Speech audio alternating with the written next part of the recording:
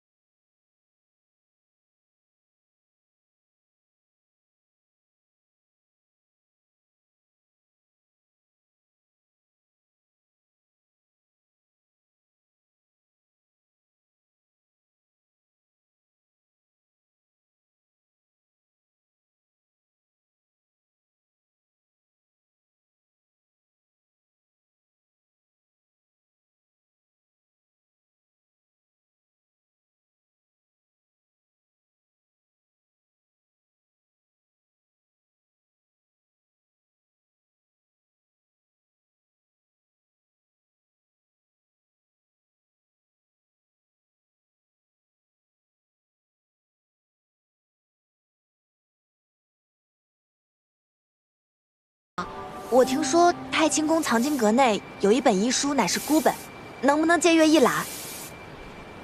祖师爷立下的规矩，藏经阁中的书从来不外借。道长，我愿意诚心为观中挑水洒扫，只请道长能够允许我入阁借阅。挑水洒扫都是重活，你一个姑娘家，道长，我愿意帮他挑水。道长，我也愿意帮他洒扫。道长，我也愿意帮忙，还请道长行个方便。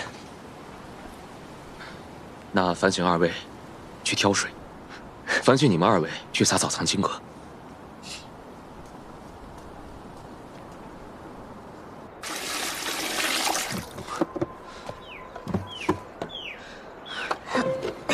哎，桃子姑娘，我来帮你吧。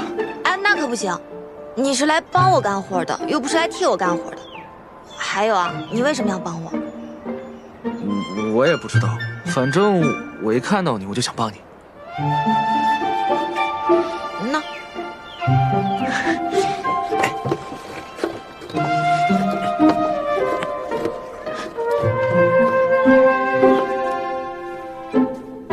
看二位的模样，都是读书识字之人，还请二位在洒扫时爱惜书籍。是。是。你休息一下，我来收拾吧。让皇孙亲自干活，这不太合适吧？既然我赌输了，就让我先略表心意。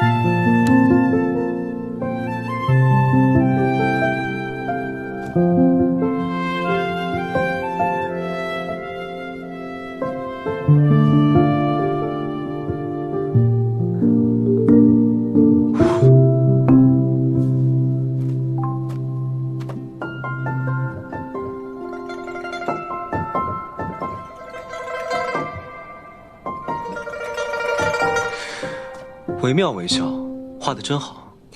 此画命名为皇孙劳作图，你觉得如何？题名更好。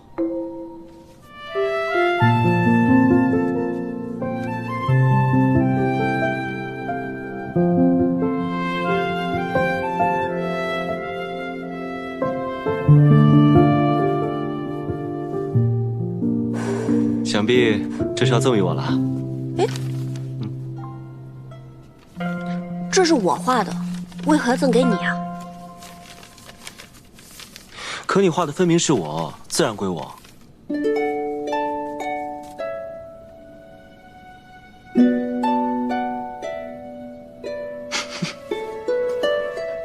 你笑什么？没什么，你在笑我什么呀？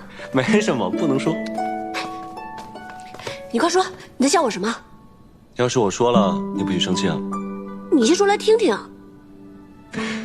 你呢，将我放在你胸口，日日夜夜这么带着，思念时还可以拿出来看一看，我自然高兴，我一高兴就笑了。油嘴滑舌。哎呀，多谢强赠。你这个人，真是无孔不入。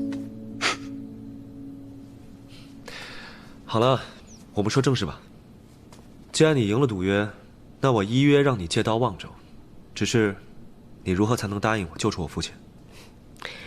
那你不妨考虑一下，帮我攻下洛阳。好说。皇孙就这么有把握，已经可以攻下洛阳了？首先呢，你我联手陈兵洛阳城下，就已经有了5分胜算。郑国公被擒，7分胜算。福云二虽然悍勇，但他并不明朝中的政局，更不知那些世家的打算。9分胜算，这都已经有了9分胜算了。这个洛阳城，不尽在掌握之中吗？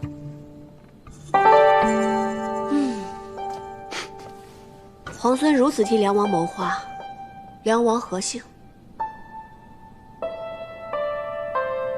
他是我的父王，我自然会救他。他在孙敬手中，我怕我们攻破洛阳，孙敬未必不会起杀心。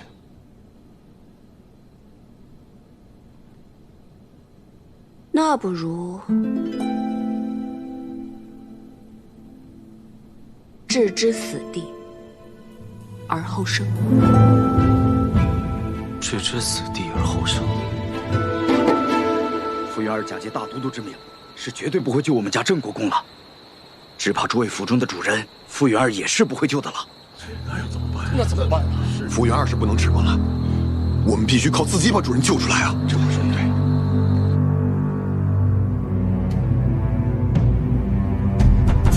将军，出事了！进来。郑国公的家人率着私兵打昏了城门守卫，开了城门，引镇西军和崔家军入城了。什么？完了，全完了！这些蠢货！没想到这洛阳城葬送在他们手里，我要杀了这些蠢货，斩死寻常！撤！先去粮堂，放阵势去了！镇西军崔家军合围攻击洛阳，围城多日，难以强攻。李逆巧妙用计，令郑国公家人撕开城门，镇西军崔家军才得以潜入洛阳。福原儿奋起反抗，率守军苦战2日1夜，终于不敌。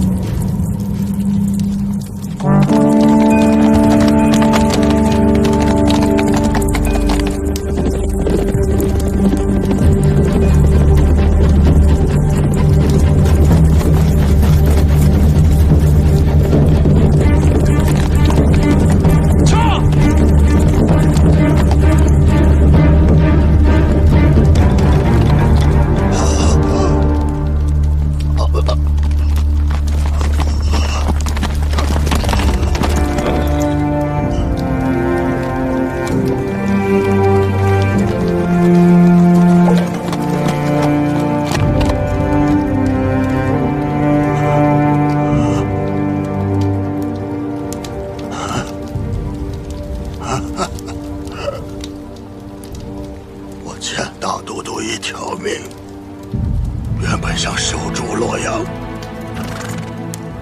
来换这条命，没想到，洛阳一失，看来今天我真的把这条命还给大都督了。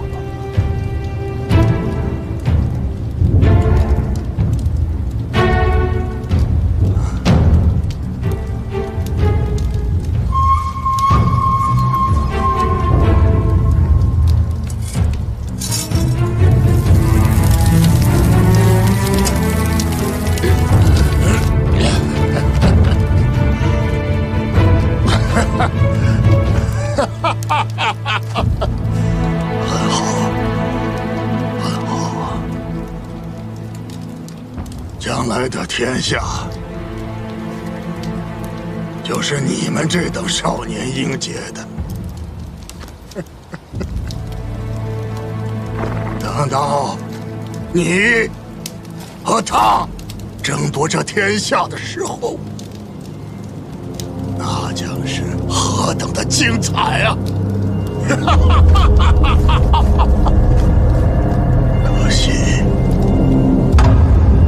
老夫看不到了。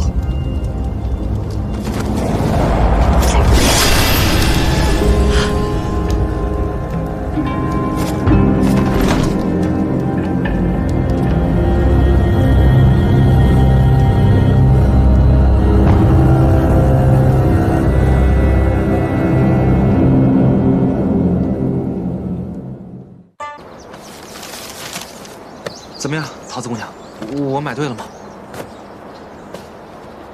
小薇让我给皇孙殿下配的假死药，可是复杂的很呢。要是找不到所有的药材的话，这药可就配不出来了。这里面还差着好几味药呢。可是集市上的药材铺子，我都已经跑遍了，你要的那几味药材，实在是买不到。那要不然，我陪你上山采药材吧。那我前些时日呢，配制了一副毒药，只要人沾到身上啊，就会奇痒无比。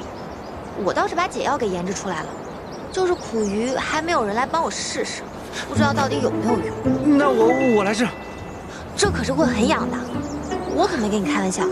万一我那个解药不管用，你至少会痒上3天3夜的。没关系，桃子姑娘，我相信你。行，那就这样。既然你都帮我试了解药，17郎要的药材，我一定尽快给你配好。好。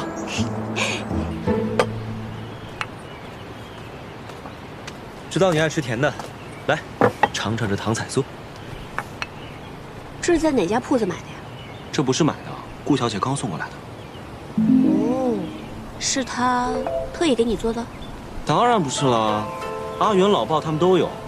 我想起来你爱吃，才特意拿过来给你。尝一口。放这吧，我一会儿再吃。行吧。对了，跟京都的人都联络妥了，现在万事俱备，只欠东风。药在桃子那里，还没配好。我知道，我让长耳天天跟着他，看能帮上什么忙。你让谢长耳给桃子帮忙，我看别是添乱才好。添乱也好啊，省得他总在你旁边，我都怕他拿毒针刺我。好好的，他干嘛拿毒针刺你啊？因为呀，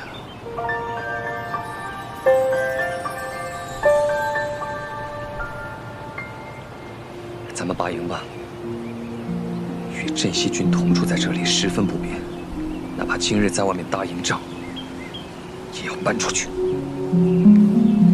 是。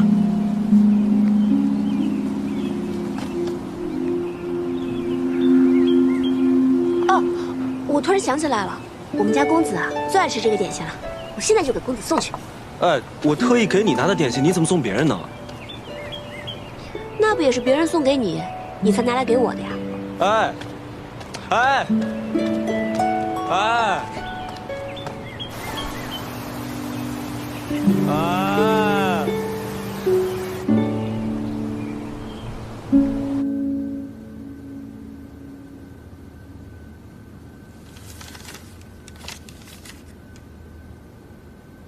大都督，镇西军和崔家军携手攻克东都，吴云儿以身殉城。崔家军进不即刻回援瀛州，还与镇西军联手攻打洛阳。崔毅的儿子崔林，看到往日的形势，就知道他十分沉得住气。彼时的战局，倘若是我也定会先攻洛阳，再救瀛州。可洛阳城池坚固，粮草充足，福原儿只需坚守不出，镇西军和崔家军便是士众10倍。也绝无可能在短短时间破城，而且福原儿乃是沙场宿将，又岂会败于2个小儿之手？此战失利，是我用人之错。此次洛阳之失，倒是给我提了个醒。强敌不过是外力，真正能摧垮自身的，往往是内力。这西长京看似固若金汤，恐怕已有漏洞。臣这便着人去查京都各世家，严防其与逆军暗中勾连。暗中勾连之人，又岂止在世家呀？石七郎，崔家军拔营了。什么？拔营？对。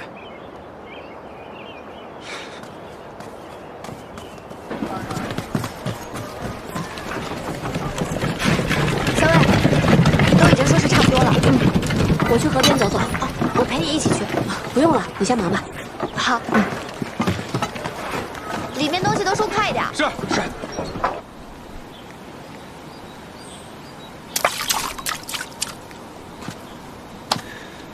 怎么说都不说一声，就突然要拔营搬出城了？我们崔家军如何行事，还要向皇孙禀报啊？那倒不是，只是走得匆忙，想起不能送你一程，又想起不久后你便要回瀛州，从此山高水远，不知何时才能相见。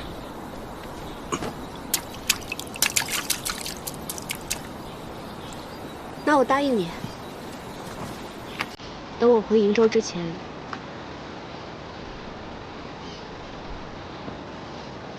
一定好好来跟你道别。你说的。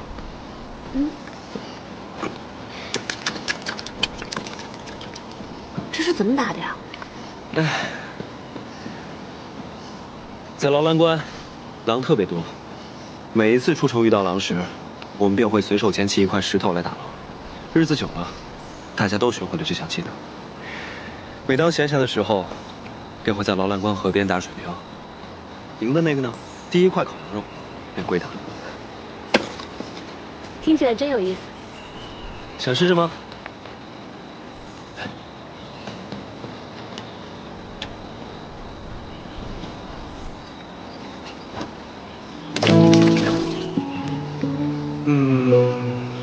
不够远，我教你。我教你，拿着。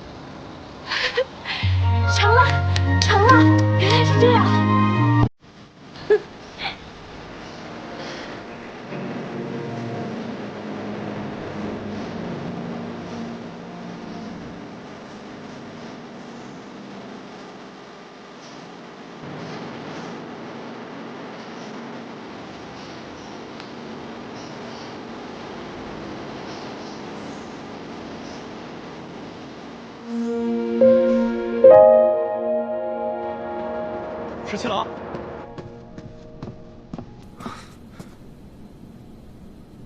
崔离来见过我。崔离，此人志大才疏，且小人无解，为了权势不择手段。怎么，他找你所为何事？他想联手我们击杀崔林。小裴将军，在下有意与镇西军联手，击杀崔林。你就不怕我把你绑了起来，送到崔公子面前啊？恕在下直言，就在杀崔林这件事情上，你我二人的立场应该是一致的呀。从望州到洛阳，我那个堂弟应该没少给你们添麻烦吧？如若没有他，粮草你们有了，这城池你们也早就拿下了。小裴将军，你难道就没想过斩草除根，除掉这个心腹大患吗？在下可以向你保证，等崔林死后，这崔家军由我节制，到时我一定拥戴皇孙，以镇西军马首是瞻。事成之后，洛阳由我节制，如何？张口便要洛阳，你胃口不小啊！小裴将军，这洛阳由在下节制之后，镇西军便可长驱直入，直奔的西长京。届时，你们能够击杀孙敬那个逆贼，这全天下都是皇孙的了，自然可光复大玉王朝。到那时，还会在乎区区一个东都吗？是吗？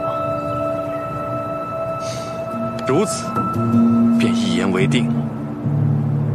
在下斗胆，还想向将军讨一信。什么信？还请劳烦皇孙手书一封，言明事成之后，那洛阳由在下节制，如何？是，小裴将军，这是何意啊？崔公子想要皇孙殿下的手书，也要看能不能杀了崔林。你什么事情都没干，就想要手书，恐怕不太合适吧？啊？是，将军说得对。不如这样，在下先去把崔林的手下们给，待事成之后，再向皇孙讨要信物，这样如何？届时再谈吧。此等小人，必须告知崔林，让他提防一二。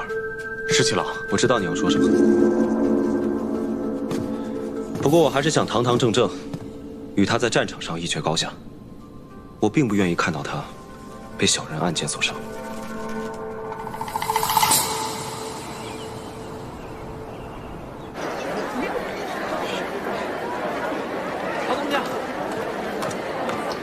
桃子姑娘，这个是十七郎给何校尉的。还有这个，这是我给你。这是什么？猪耳朵，我跑了好几条街才买回来，还热着呢。我不要。可是，你上次不是说你喜欢吃吗？我现在又不想吃。喂，怎么了？我这几日和校尉住到城外去了，你感觉身上有没有什么不舒服啊？哦，没有，你给我的药挺好的，我就养了2天就好了。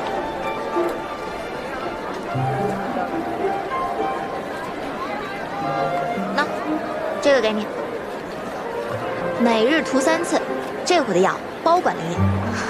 谢谢桃子姑娘。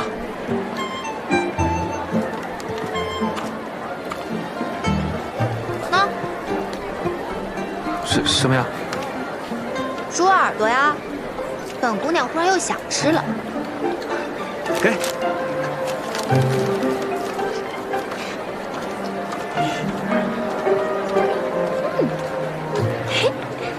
姑娘家真奇怪啊。校尉，皇孙殿下的信。你怎么这么高兴啊？没有啊，我有什么可高兴的？难道不是因为耳朵？什么耳朵？那不是猪耳朵吗？校尉，取笑我不给你吃了。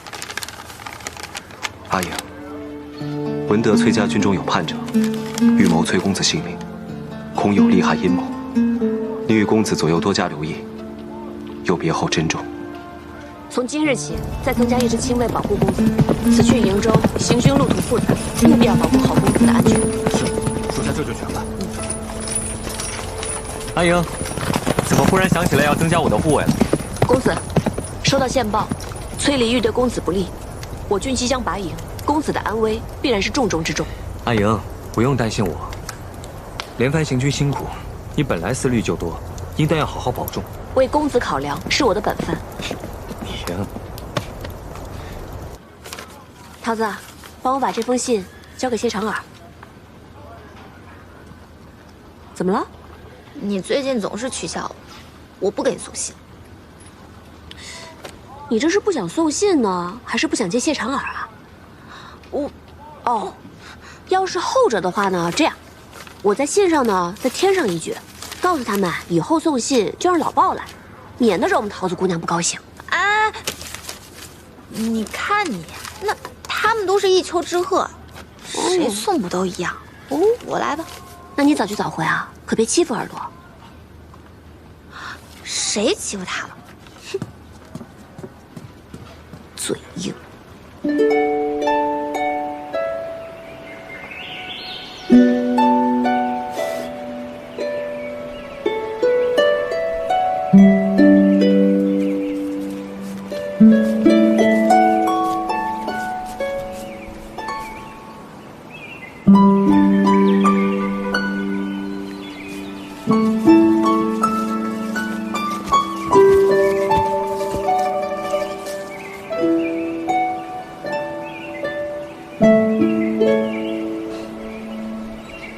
皇孙，这是睡着了？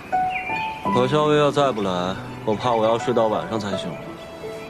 沐天席地，17郎真是到哪儿都能自在逍遥啊！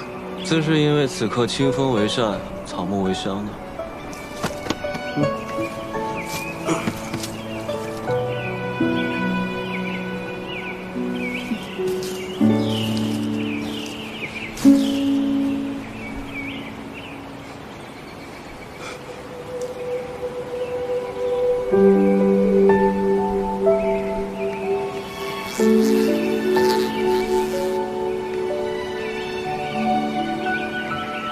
你睡着了？睡着了。你为什么要提醒我？崔离会对我们家公子不利啊？因为我提醒了你，你就定然会回心来劝。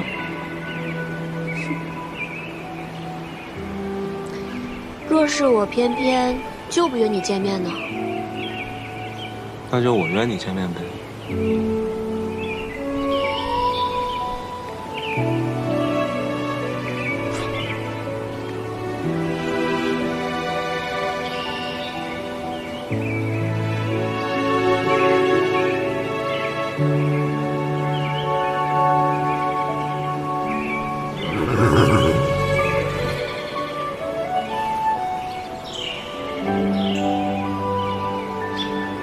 我要回瀛州了，答应过你，要和你好好告别。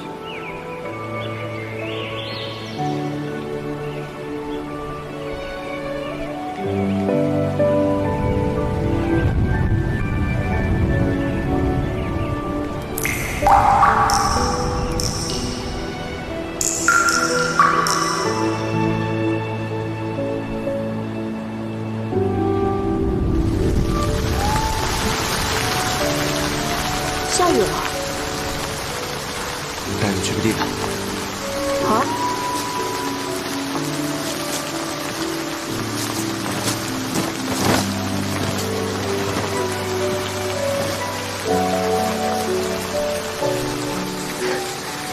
没想到皇孙还准备了这么一间屋子。那是自然。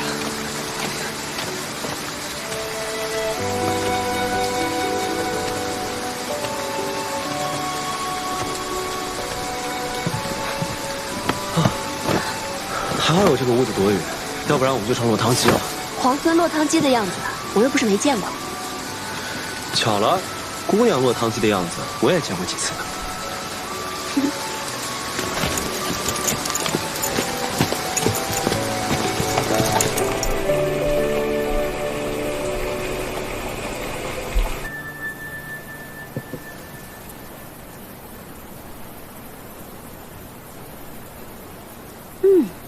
清香沁人，入口微苦，别有一番风味。这是竹叶茶吗？没错。民间呢常以竹叶为煎，代做茶饮。皇孙的身份如此贵重，却对乡间生活了若指掌。人生在世呢，身份什么的最不值得一提。贵为天子又如何？还不是一碗饭，一瓯茶。我倒觉得在这里当个田舍翁，活得更痛快些。但你有没有想过，若是天子无道，田舍翁们流离失所，就连粗茶淡饭也成了奢望，还谈何痛快呢？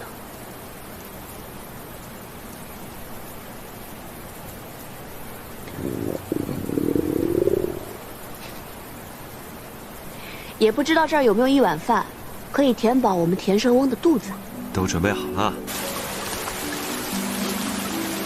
这是好。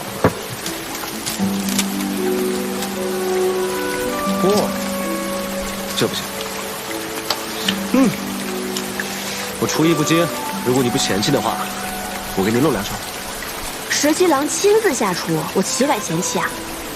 不过，我好像什么都不太会。哦，生火我应该行。好，就这么定了。我来看看啊。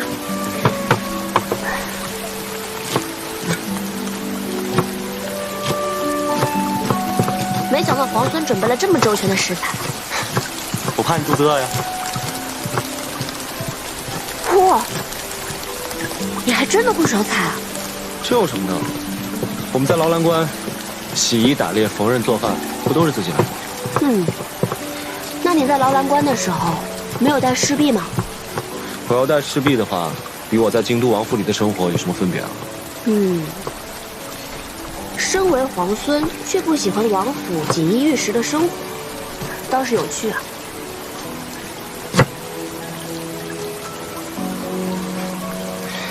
我呢，是鄂月出生的鄂子，从小先帝和父王就不喜欢我，这样的锦衣玉食，不要也罢。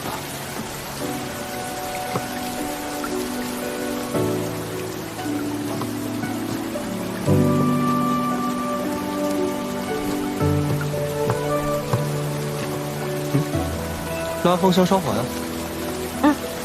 好。烧火放火是我最擅长的。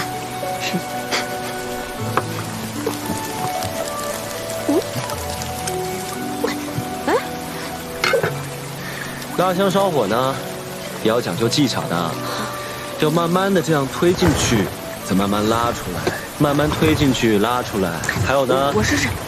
火候很讲究的，可不能忽大忽小，这样炒出来的菜就不好吃了。放心吧。来。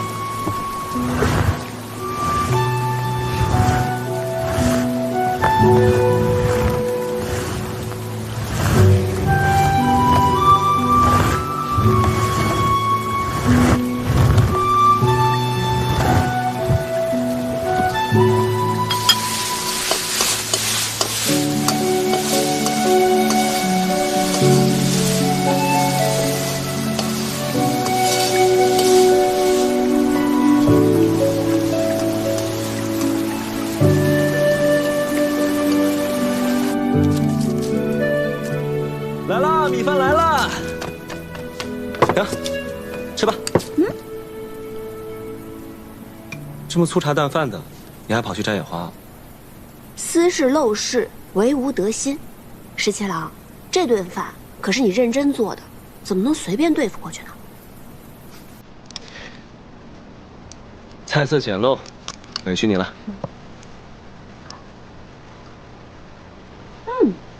如何？好吃。那你就多吃点。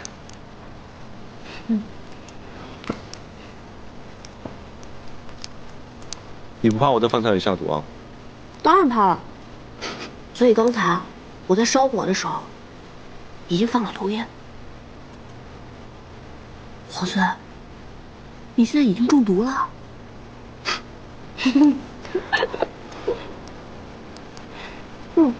这个好吃。这倒是我拿手的。这个你再多吃一点。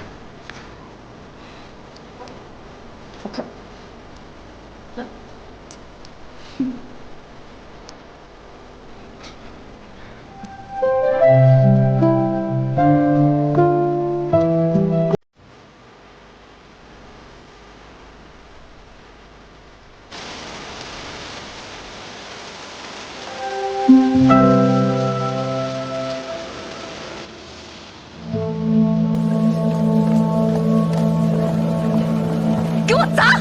砸了这个狐狸精的窝！哎，你们住手！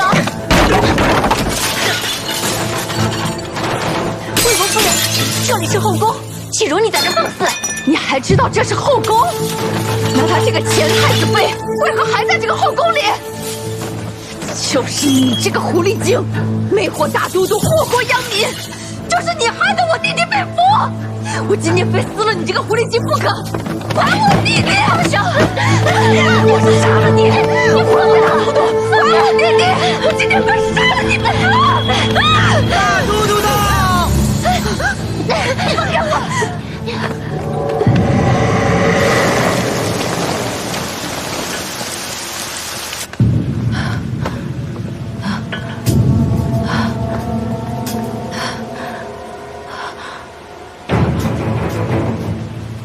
来人，魏国夫人病了，扶她下去，速速请御医。是。大都督，放开我！大都督，大都督，给我退下！大都督，如何？你受伤了？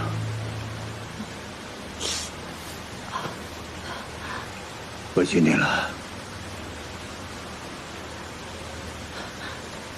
切不委屈。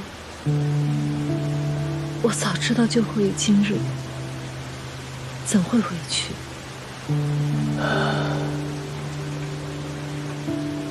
这几日，我一直在想，当年我若是带你一走了之，那又会是什么样子的？想当初，我在城外的十里长亭，足足等了你一日。直到太阳落山，也没见你来，我就知道你再也不会来了。虽然当时我已经被选做了太子妃，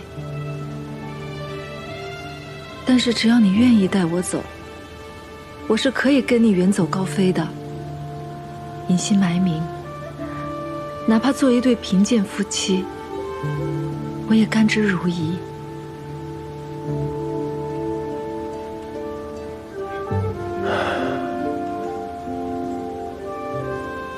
是我辜负了你。不，我也知道，你上有高堂老母，下有弱弟幼妹。若你真的带我一走了之，那就是满门抄斩的大罪。我如今罪孽深重，可是只要想到和你在一起的日子，哪怕是偷来的，只要能和你在一起，不管别人骂我还是唾弃我，我都是那么的高兴。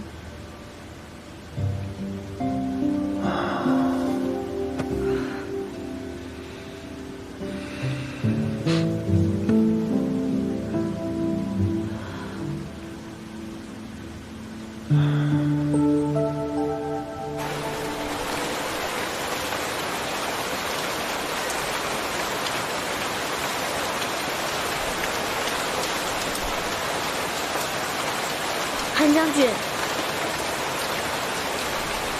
咱们现在距离西长京，是不是已经很远很远了？已经有数千里了，也是快马驰骋。也得10数日。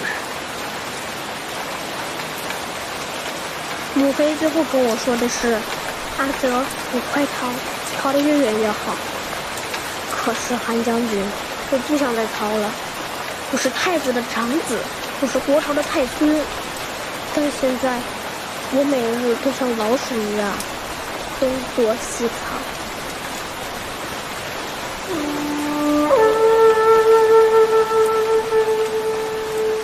臣给殿下讲过韩信将军的故事，也讲过越王勾践的故事。殿下如今是避险，忍辱负重，才能有将来收复河山的一日。那日你说镇西军统帅李密是我实际堂兄，镇西军已经从劳兰关一直杀到了望州。史七哥领兵还是挺厉害的，我真想同他一样，与敌人正面对阵，拼杀一场。17皇孙确实战功显著，但镇西军原是府兵，裴贤与先太子并不亲近。殿下如今身份贵重，哪怕是血脉至亲，也不能轻易相信。何况梁王殿下还被尊敬扣在西长京，只怕李逆有所顾虑，所思甚多。韩将军，那我们什么时候才能回到西长京呢？定有那日的。臣一定护送殿下重返西长京，浩浩荡荡，堂堂正正。自从孙敬起兵，我离开平凉后，就再也没有这样一个下午可以如此安逸。能遇知己，在屋檐下赏雨的这份闲心，更难得。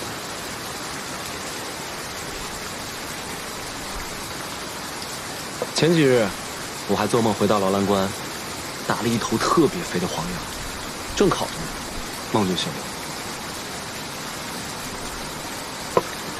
我很好奇，劳兰关真的有那么好吗？值得你如此念兹在兹？行无辙迹，居无仕路，岂不快意？日后，我邀你同我一起去劳兰关，你可愿意？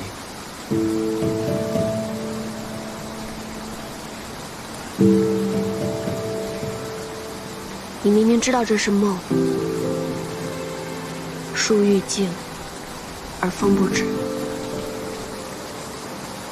17郎，你以如今的身份，还能抛开一切，重回边塞，过那样的生活吗？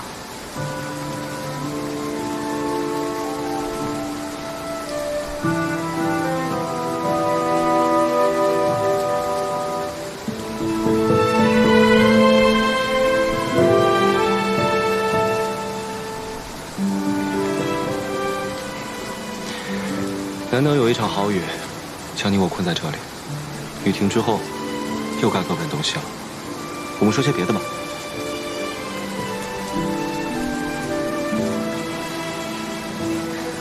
好，那就说说你吧。你小的时候是不是特别顽皮呀？何止顽皮，简直顽劣。我父王打我的藤条都不知道断了多少根呢。看来梁王殿下这番苦心管教，这收效却是甚微啊。我倒不怕挨打，我就怕念叨。我娘生我时，难产而亡，整个王府之中，只有董王妃对我十分照顾。我父王又不喜欢我，我的2位兄长都仗着父王的偏心，总让我顶包挨打。日子久了，父王就更讨厌我，见到我就皱眉。真想不到，你还受这样的欺负。我那2位兄长都是董王妃所生，我娘是董王妃身边的侍女，听说从前一不多愁。幸好董王妃对我娘十分照顾。我阿娘过世之后，又是董王妃抚育我。为着王妃，我也就万事不与兄长计较。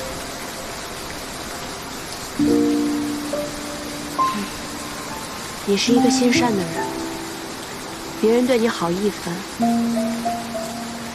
你便也10分报之。后来，董王妃病故了，我在家中了无牵挂，也厌倦了在京都的生活。我宁可戍边保家卫国。于是我就想了一个法子，去了劳兰观。我走的那天，我父皇跟兄长们都特别高兴，只有奶娘一个人流着眼泪送我。奶娘呢？现在还在王府吗？她年岁大了，我一离开王府，便将她送回老家，安享天伦。也幸好离开了京都，只是许久未见，不知她是否康健安好。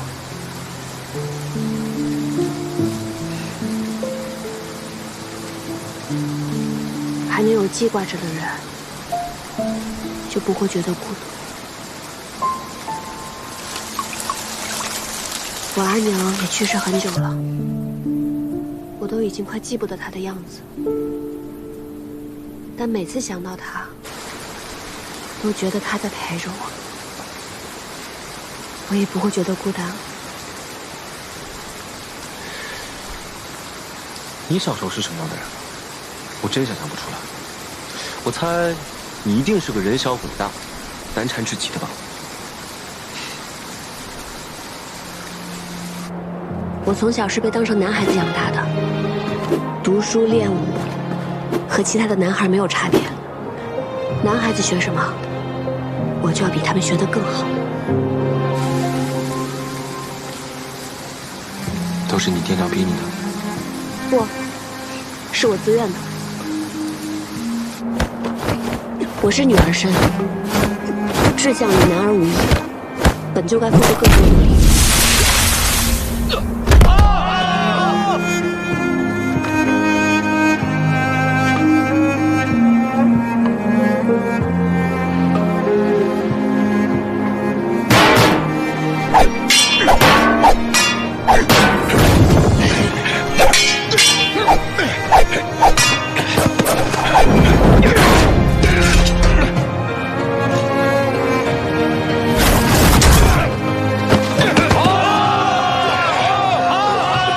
起3更，睡5更，要比旁人流更多汗，甚至流更多的血。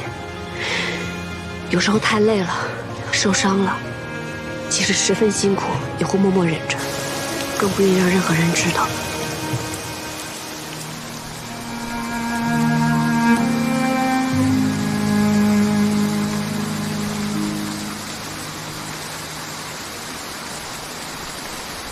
在想什么？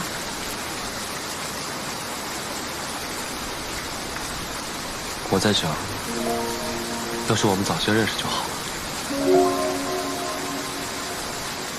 为什么？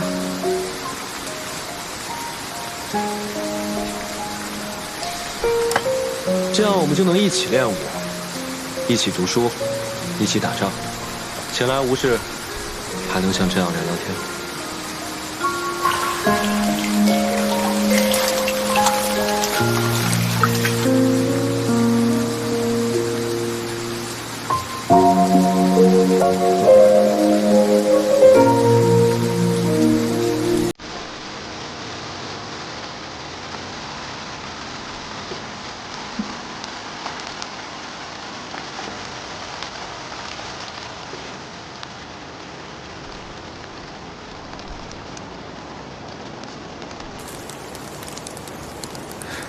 这么快雨停了。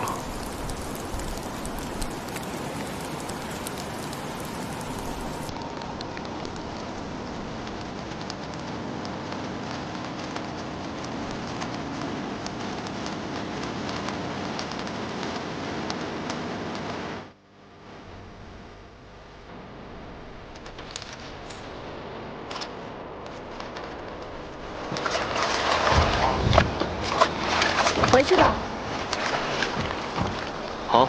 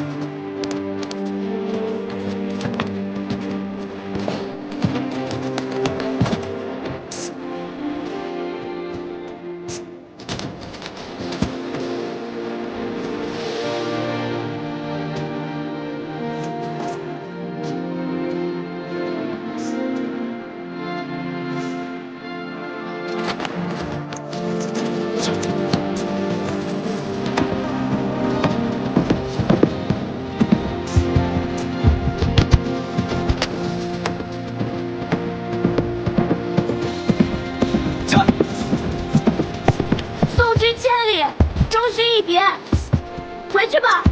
我再送你一程。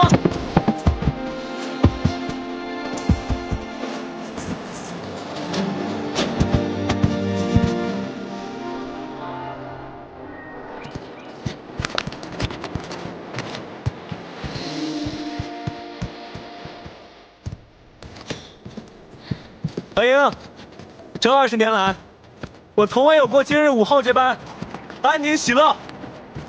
我也是。待到天下太平，你我并肩，同游乐游园。一言为定。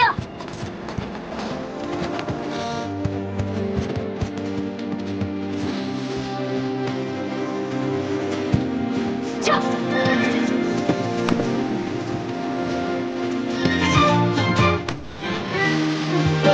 为你所的生活，略不了遗忘，为你。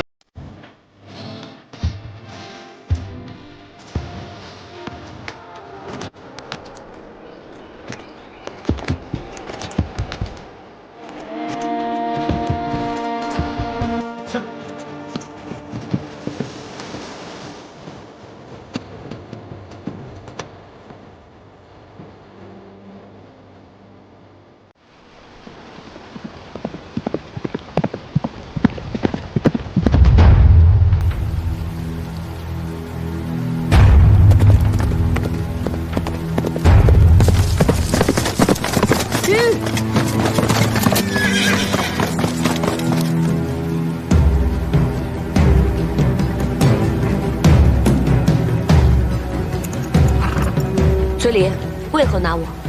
勾结外贼，勾结镇西军，怎么还不认罪吗？证据呢？这就是镇西军的李逆写给你的密信，你私自将瀛州被围之事一五一十地告知了镇西军，这信上写的是清清楚楚。你是如何拿到这封信的？怎么承认了？铁证如山，如果不是你，洛阳城根本就不用让给镇西军。拿下！住手！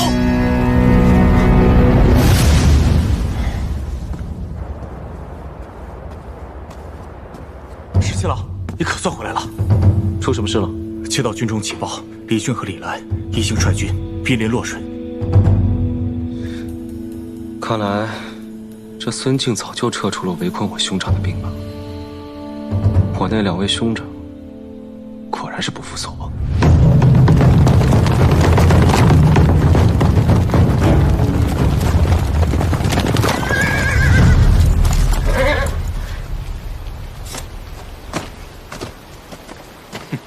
你这是干什么？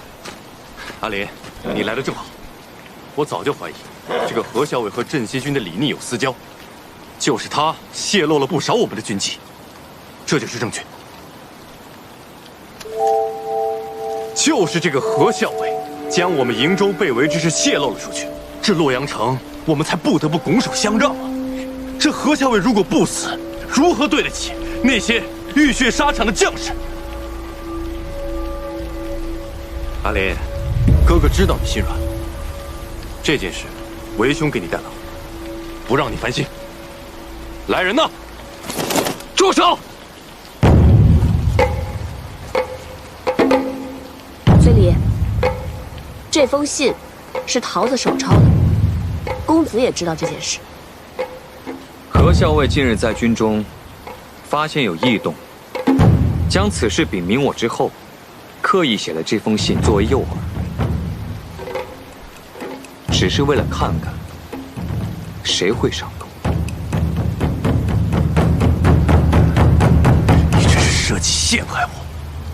信在我屋子里，若不是你存了害人之心，派人去窃取，又为何会到你手上？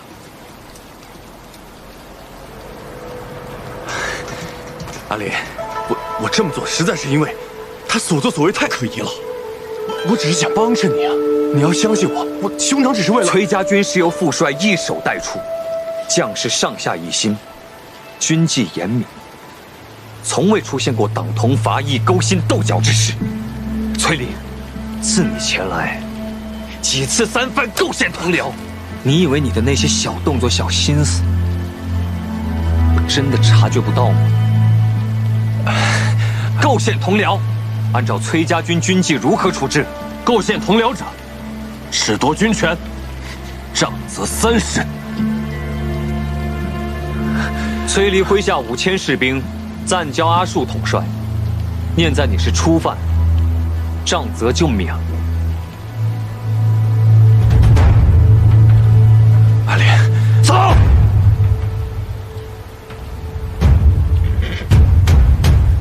这次啊，借机收回了崔离的兵权，想必如今他也翻不出什么浪花来了。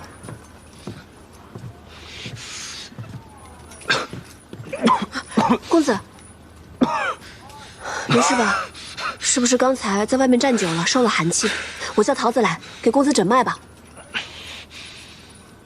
海英，今日出营，你究竟去了何处？我去见了李逆。李逆是镇西军主帅，你不应该一而再、再而三的私下去见他。我知道，我现在说这些话你不爱听，可是就像今天你看到的这样，我们原本设好了局，等着引蛇出洞，你私自外出，崔离才提前拦截了你。万一他真的动手了怎么办？公子放心，就一个崔离，他奈何不了我。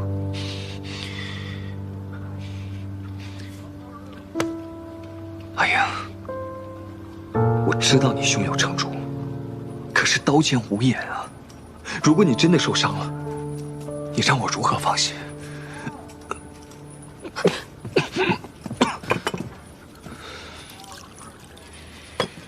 公子，快，先喝杯茶，快喝。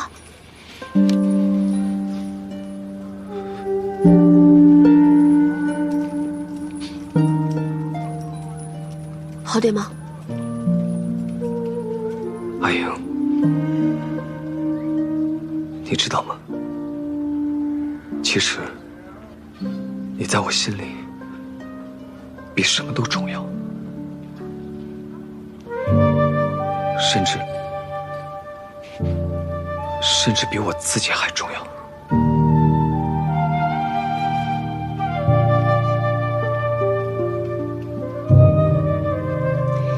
你我从小一起长大，我一直都把你当作兄长看待，所以于我而言，你也很重要。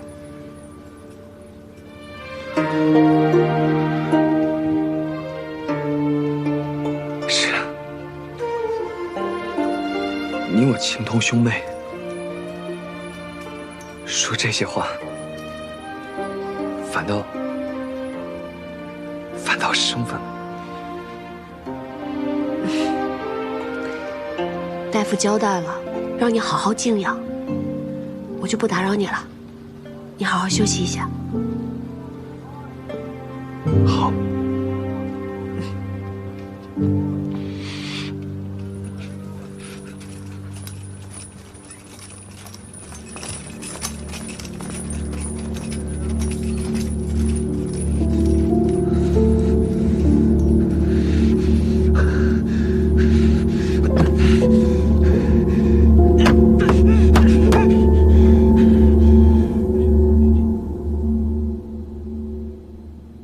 最迟明日，李俊和李来就会率军抵达洛阳。他们二位向来是志大才疏，又嫉妒你的战功赫赫，此次前来必定是来意不善。石七郎，拿个主意吧。既然兄长们都来了，那我们就走吧，把这个洛阳城让给他们便是。把洛阳城让给他们？洛阳是咱们辛辛苦苦打下来的，而且又以3城换崔家军退出洛阳，现在就要拱手相让吗？兄长们驻守洛阳城也是一样的，兵贵神速，咱们就去潼关。那怎么能一样呢？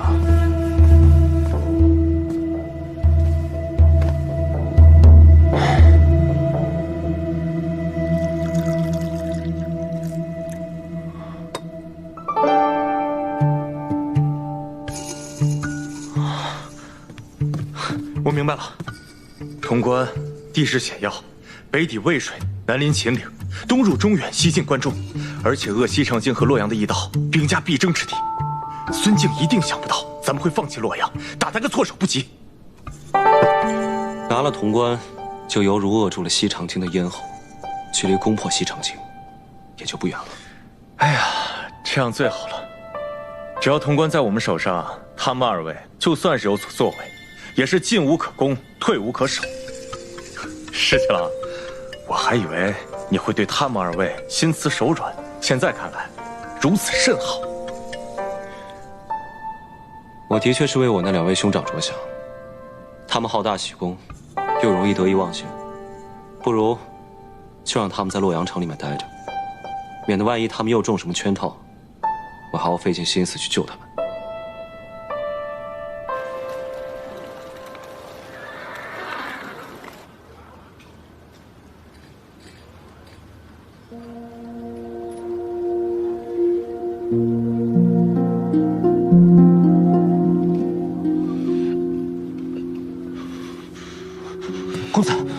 公子你醒了。何校尉呢？啊，他昨晚都在自己的营帐中，未曾出去。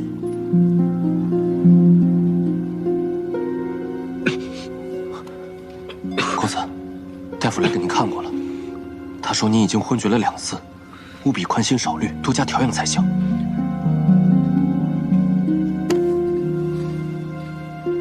我知道您心里还放不下何校尉。但是他迟早会明白，这世上对他最好的人就是公子你啊！他那样聪明，我对他好，他自然能感受得到。那公子你更该放宽心了。校尉他并不是知恩不报的人，昨日您不顾生病去救他，他看在眼里，定会感动的。可是我偏偏想要的，从来都不是他的感动和回报。三郎，你别再喝了，你一夜未眠，只怕有损身体呀。好你个崔林，联合何氏设计骗我，逼我交出了军权。眼下看来，他们已经对我起疑了。日后再想行事，怕是不易了。三郎，刚刚接到密报，镇西军那边又给何氏送信了。翠林知道吗？密信直接送到了何氏的营帐，主帐那边并不知情。这回，咱们还要派人去探查吗？经过昨日之事，何氏或许会放松警惕，能够探查到什么也未可知。只要崔林还在，想对何氏下手就不是个易事。不过，如若真能探查到什么情报，倒也是有利无害。命人再去探查密信的内容，万不得露出任何蛛丝马迹。日暇无事，常玩赏亲笔所绘皇孙劳作图，可否相赠玉容一幅，免皇孙形单影只。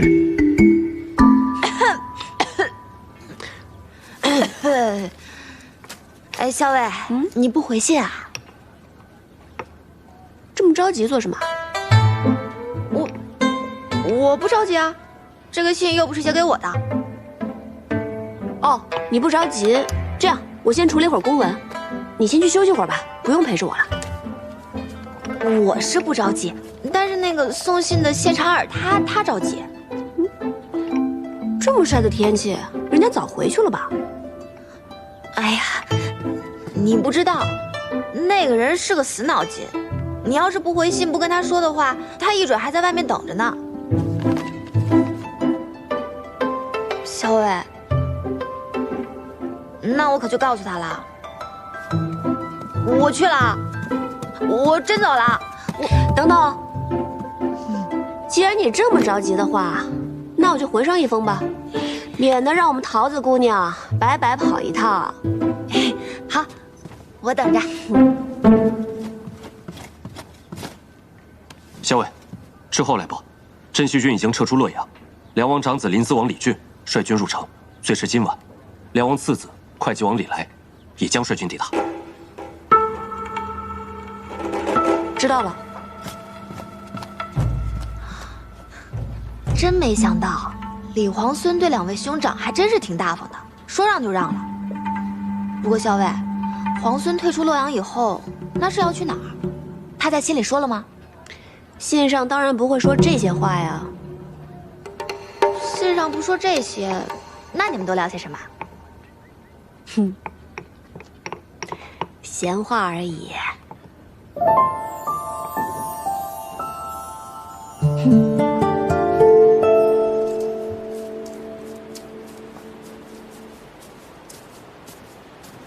哎，桃子姑娘，那，这是我们校尉回给皇孙的信。多谢桃子姑娘，那我先走了。啊？你这就走了？那不然呢？那这什么？这是本姑娘亲自调配的金疮药，外面可是买不到的。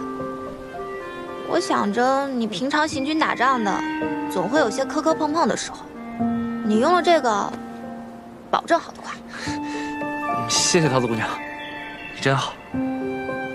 你说什么？我走了。谢谢了。傻子。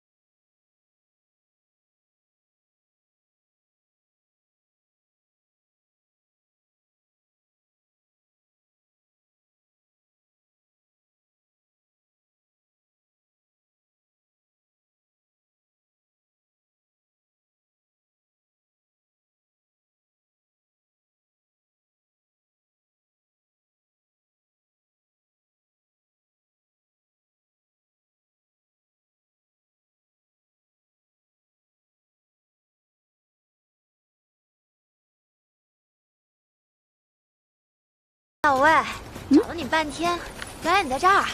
怎么了？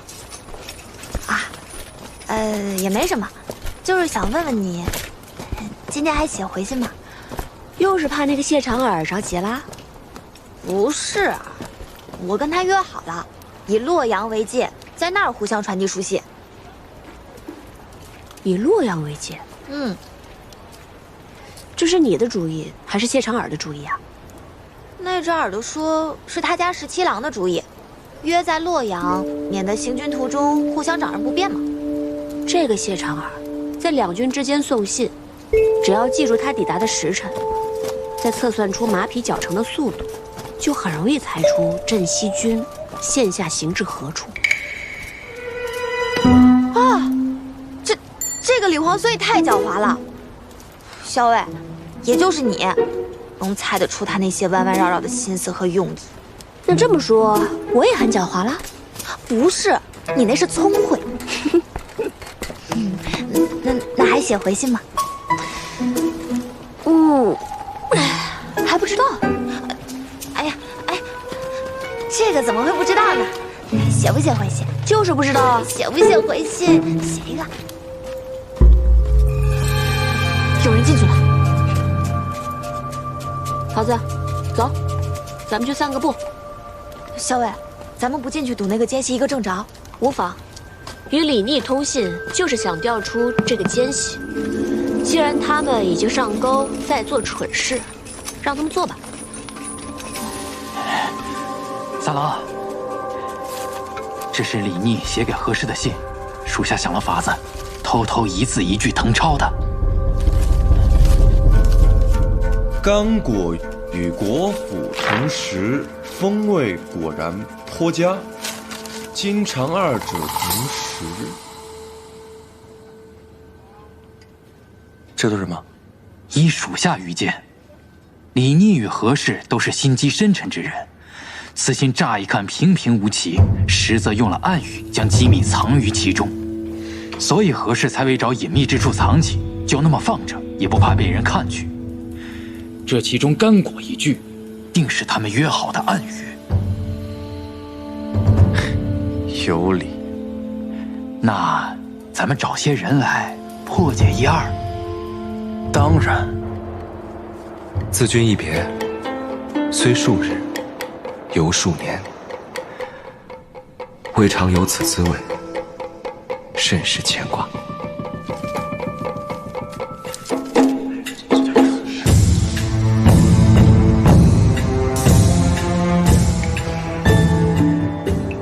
有时见水中蛙甚肥美，捕食鱼之，烤而食之，熄火后过剩，略有焦糊。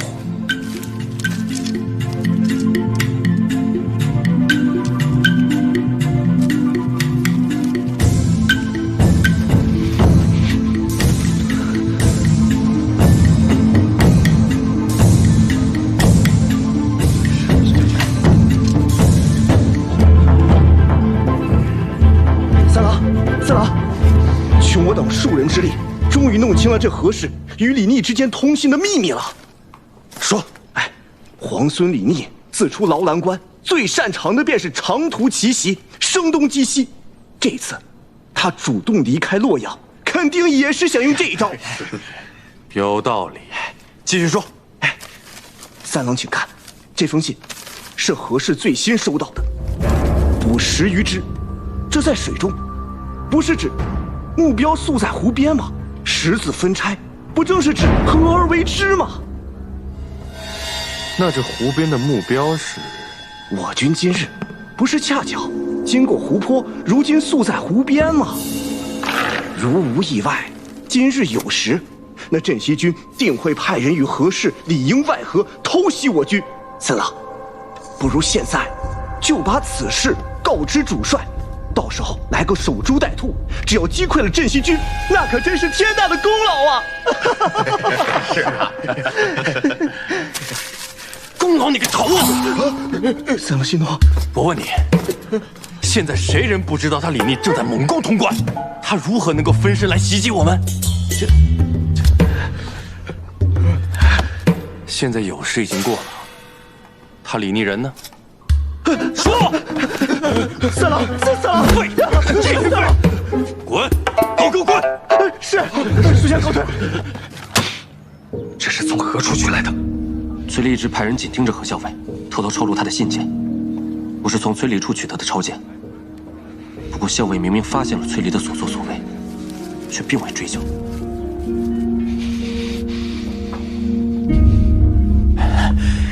三郎息怒，属下忽然想到一件要紧的事。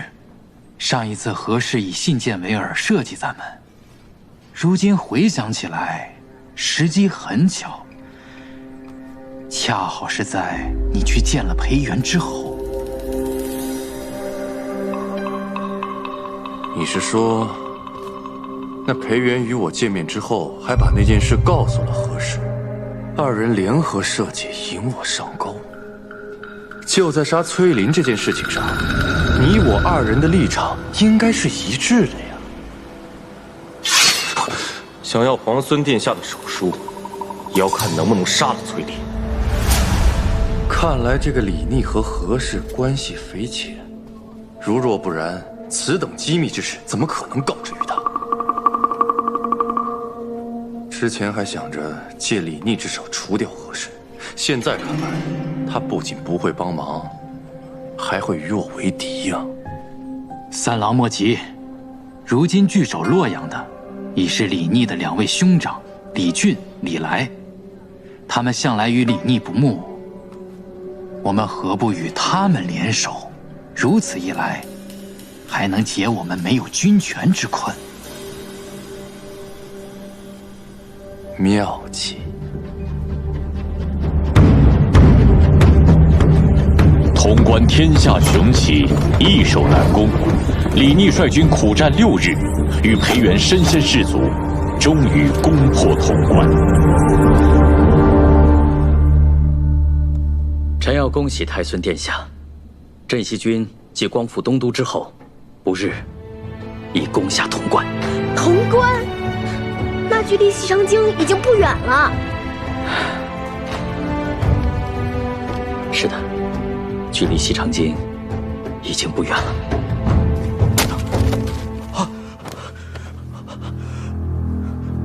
李逆不与兄长相争，直接放弃了洛阳。500里奇袭，强攻潼关。哼，带猪出好笋呐！这个梁王果然生了个好儿子。也罢，梁王的3个儿子现在已经到了左近了，他这个做父亲的在京中耽搁已久，也该给儿子们写封信了。坐。哎，石七郎，战事如何？坐。如今大局已定，穷寇莫追。你呢？怎么样？我这个呀，皮外伤。好啊，咱们熬了这么长时间，终于把潼关给咬下来了。我听我爹说，潼关号称第一锁要，开国100年来，没有任何一支军队可以把它攻克。以后在国朝史书上，咱们镇西军也可以留下一笔了。如今攻守易势，你呢？接下来应该发愁该如何守住这潼关了。石七郎，这世上哪有第2个镇西军，哪有第2个石七郎呢？那这世上也没有第2个勇猛无比的裴元了。哎，别这样说啊！但是石七郎，我有个问题，你明知道不可为，为什么还要写信给会稽王还有临淄王，让他们一起合围西长京呢？我那2位兄长啊，被我父王惯得跟倔驴一样。你呢要往西，他们就偏要往东。我不希望在当头这个时候，他们为了抢功劳，擅自出兵闯祸。当然要给他们写封信，约他们合围。这样一来，他们肯定不会听我的，自然也就消消停停，按兵不动了。所以这叫指东打西，反其道而行。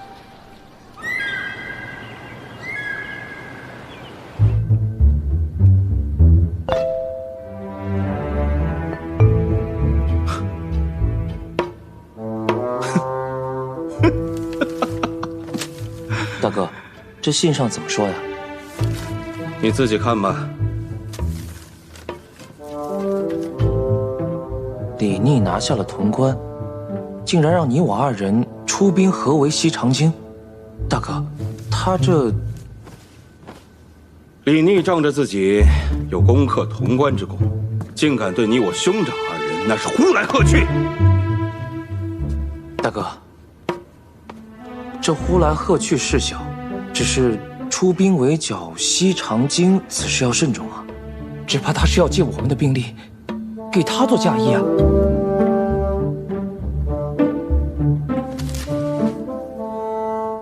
我早就知道李逆他居心叵测，万万不能让他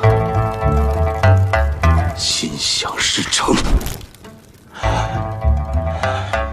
大哥，前2日崔家军的崔离不是派了密使前来吗？你是说，大哥，我觉得我们可以借兵给崔离，因为崔离借兵是想要杀崔林而嫁祸给李逆，如此他定会成为大哥手中的一把尖刀。公子，回来了，这一路辛苦你了。副帅身体如何？大将军一切都好，只是听闻崔离公子擅自前来，并干涉军务一事，也十分震怒，命我将令牌带回，交给公子。太好了，有了这块令牌，就可以让崔离转回营中，也不必担心他在节外生枝了。那个崔林居然千方百计要到了伯父的手令，命我即刻赶回营中，不得追随大军。好你个崔林，竟然如此忌惮我，千方百计要调走我。三郎息怒，洛阳那边回信了，不如先看看信上怎么说。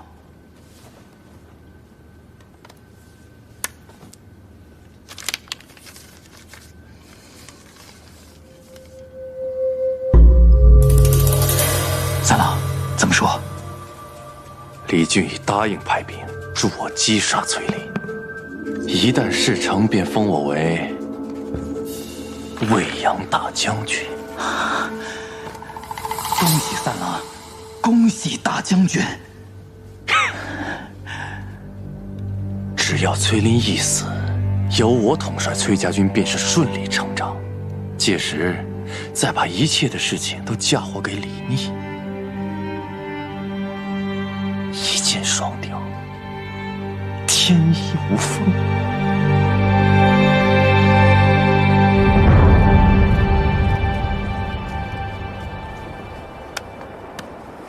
难怪攻进来这么费劲啊！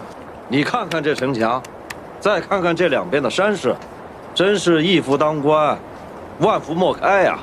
打下来的时候难，等到攻守易行的时候，就知道这山势雄关都是好处了。可不，牢郎关要有这一半的险要，咱们也用不了这么多人守了。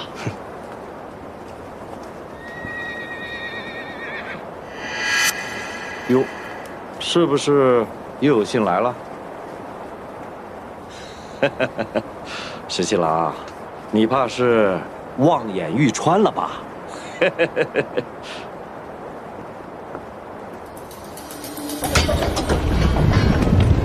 报！西长京信使到！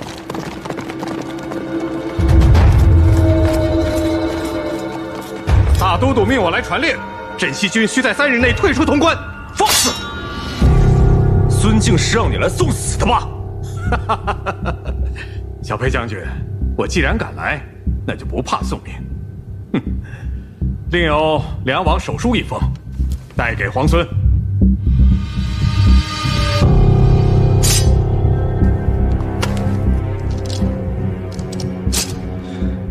若要是执意不退兵呢？若是不退，那3日之后的午时，皇孙便备好丧服，为梁王服丧吧。想来我父王必定写了3封信，另外2封已经送去洛阳，给我那2位哥哥了吧？是，就是不知皇孙和2位兄长相比，谁更有孝心一些？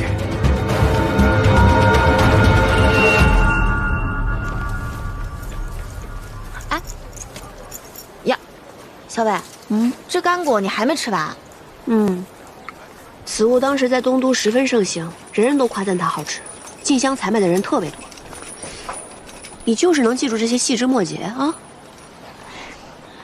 原本呢，大家都只吃这干果果仁，校尉偏偏喜欢用它与果脯一起吃。你说这我能不牢牢记住？再说，这果仁确实香脆饱满，甚是好吃。不过，这一连数日，潼关可是一封信都没来啊。你这是在担忧某个人，还是在担忧潼关呀？校尉，我与你说正经事。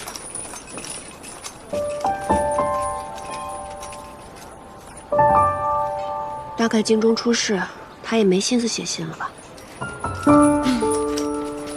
小伟，他是谁呀？他是谁呀？哎，他是谁呀？他是谁呀？吃干果还堵不上你的嘴啊！不说了，不说了。他是谁？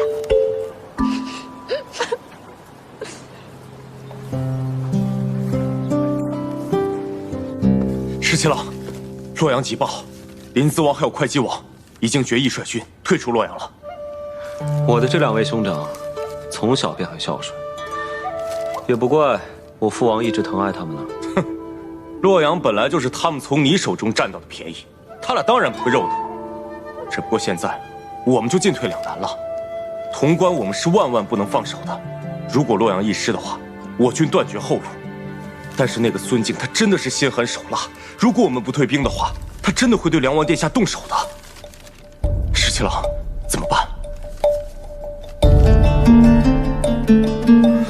石七郎，我朝天子乃至庶人，纲常伦理，以孝为本。如果我们拒不退兵的话，梁王真的惨遭孙敬杀害，到时候肯定会朝野哗然的。那些旧臣还有齐王之师都会对我们离心离德。石七郎，到底现在该怎么办？小姐，你不能去，你要是去了，岂不是送死？秋翠，你就别拦着我了。我在家中本就不得父母宠爱，在并州又险些丧命。若不是皇孙出手相救，我此时恐怕已是一抔黄土。他救我的时候，如同天神一般。彼时我就心想，或许这就是我应遇之人。为了报答他，哪怕粉身碎骨我也愿意。可是小姐，你从小就命苦，如果真的因此送命，只怕连个真正心疼你的人都没有。小姐，我想跟你一起活着回西长京。李皇孙先下洛阳，再克潼关，势如破竹，明显并非池中之物。他日必有一飞冲天之事。皇孙此人重情重义，若危难之时出手相助，皇孙必会刻骨铭心，涌泉相帮。我若在此时能帮上他，还愁他日在府中没有立锥之地吗？此事不搏更待何时？小姐，你怎么突然像变了个人似的？从前你不争不抢的，有时下人势力都还不许我替你出头。秋翠，以前我不争不抢，是因为没有争抢的实力，更没有争抢的机会，徒劳无益，又何必呢？以后你就是我的心腹之人，也要学着多看看，多想想，什么时候应该出手，这才是聪明人的做法。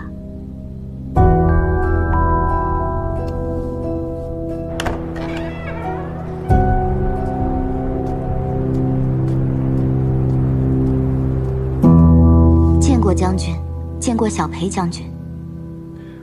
顾小姐多礼了。婉娘有一桩机密事情，想要与将军商议。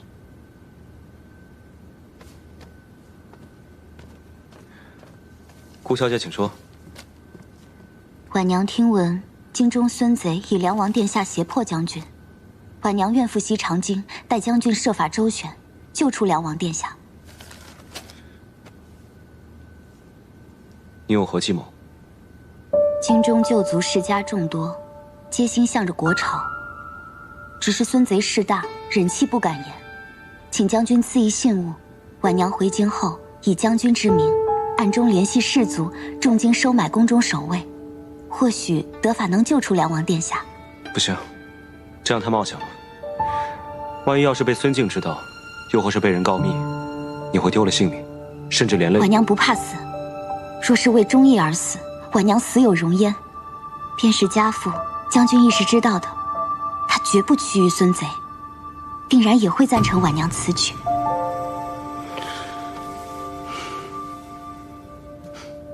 多谢顾小姐忠义之念，京中早有布置，顾小姐放心。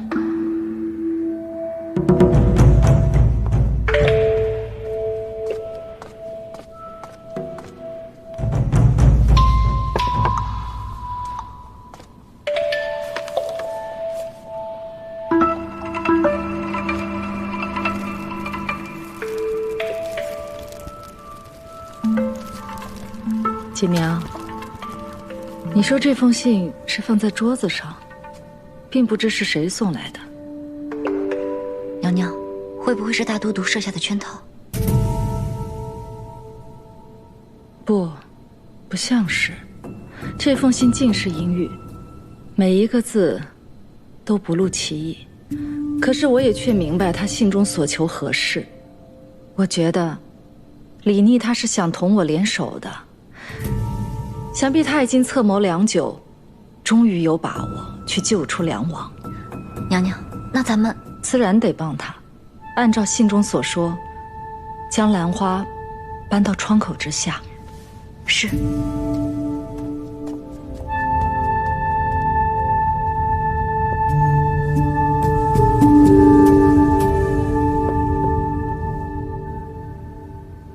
太好了，小姐，你不用冒险去西长京了。皇孙自然也有办法救出梁王殿下。皇孙虽未曾与我明言是何计策，但经此一事，我已经成了他信任之人。那小姐是打算？皇孙与那崔家军中何校尉往来颇多，似有情谊。幸好崔家军已经折返瀛州，日后相隔万里。我若是他信任之人，自然有办法使他与那何校尉渐渐疏远。如果小姐能嫁给皇孙，那可就太好了，府中就再也没人敢轻视小姐了。此时言辞尚早，不知道皇孙这次能不能救出梁王殿下？其实，能不能救出梁王殿下，对于皇孙而言，都是百利而无一害的。小姐，我不明白。如果能救出梁王殿下，那自然是皆大欢喜。皇孙日后用兵肆无忌惮。如果不能救出梁王殿下，孙贼若是杀了梁王，皇孙悲痛之余，其实也不必再投鼠忌器。哪怕朝野间对此有所议论，只要皇孙兵权在握，他日又有谁敢怪罪皇孙呢？皇孙既然喜欢聪明人，那么在他面前，我也就不必藏拙了。